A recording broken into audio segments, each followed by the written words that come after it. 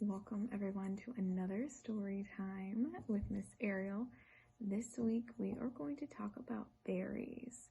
And before we get into any stories, I'm going to show you this week's craft.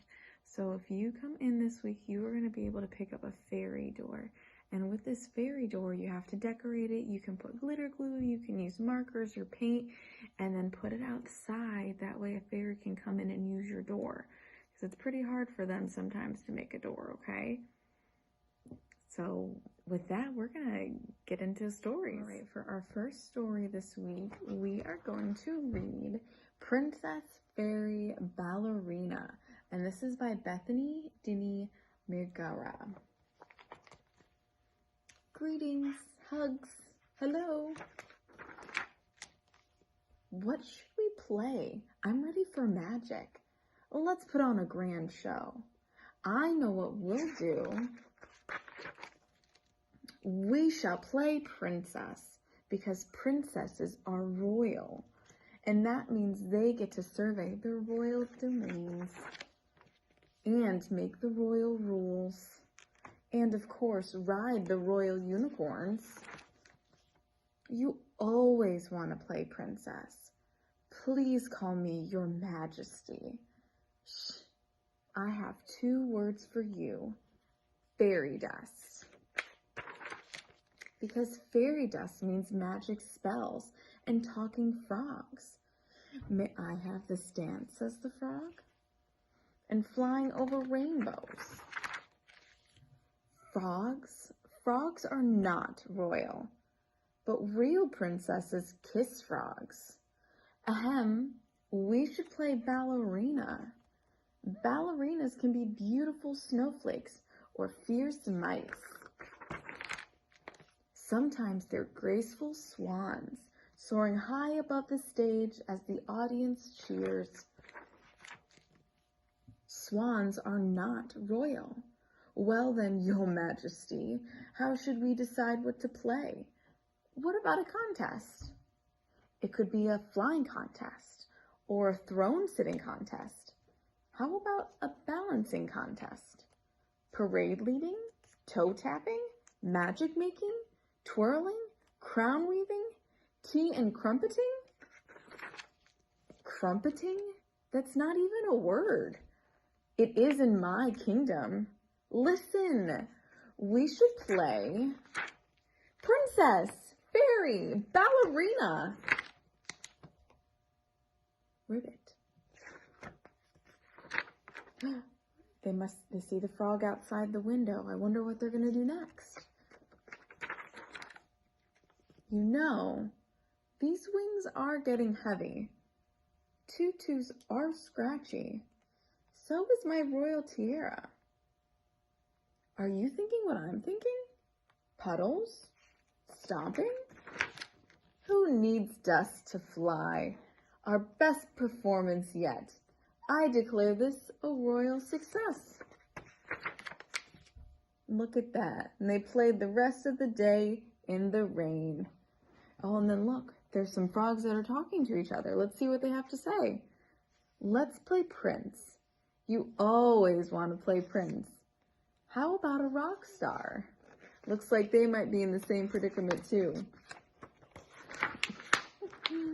The end.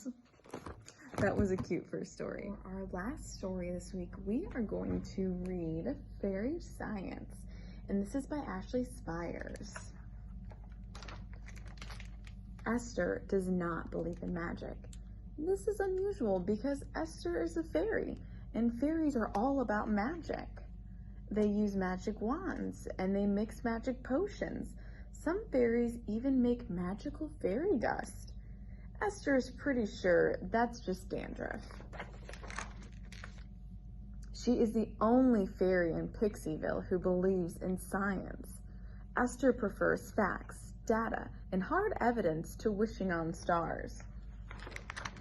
Unfortunately, the only thing they teach in fairy school is magic. Class is very frustrating for Esther. Fairies were born when a drop of rain passed through a rainbow and landed on a flower bud.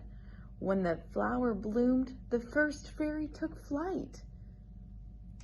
And for Miss Peely Petal. Uh-oh, she's defending what she's just learned. As you can see from this chart, it is more likely that fairies as a species evolved in response to influences such as environment and diet. Esther can't help observing the world differently from everyone else.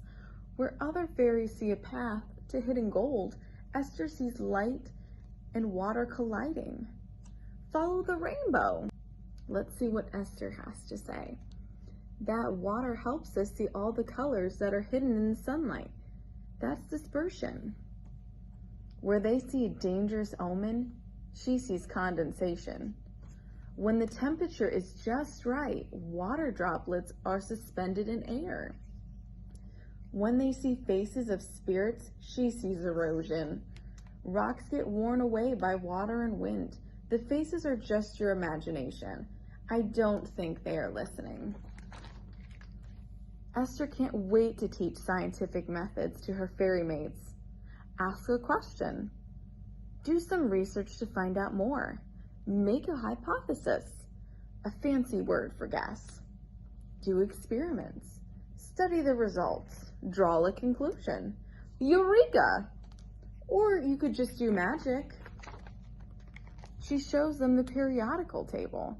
This is a list of all the elements that make up the whole universe. No, not all of them. Where are dreams and wishes and sunshine? She even demonstrates gravity.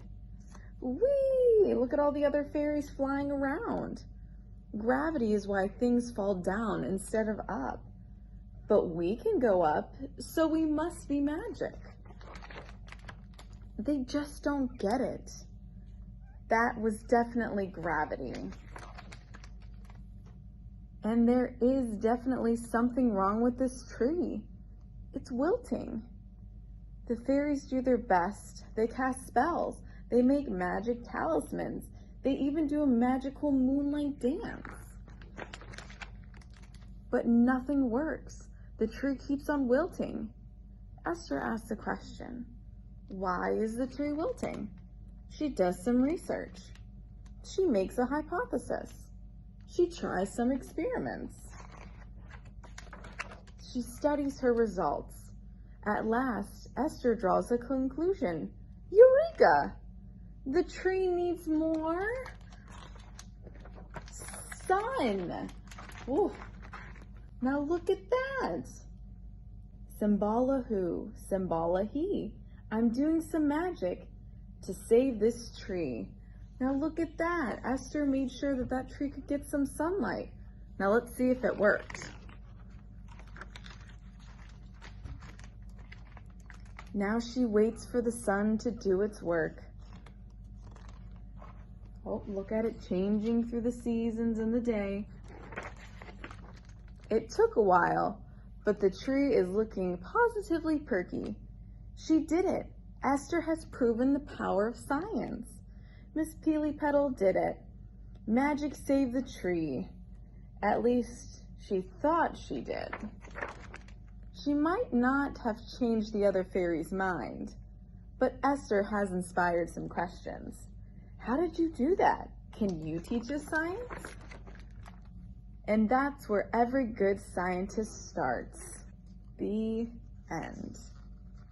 Well, that was a very good story, and I hope that you guys learned something too this week, and maybe you'll get to use a hypothesis and come to a conclusion.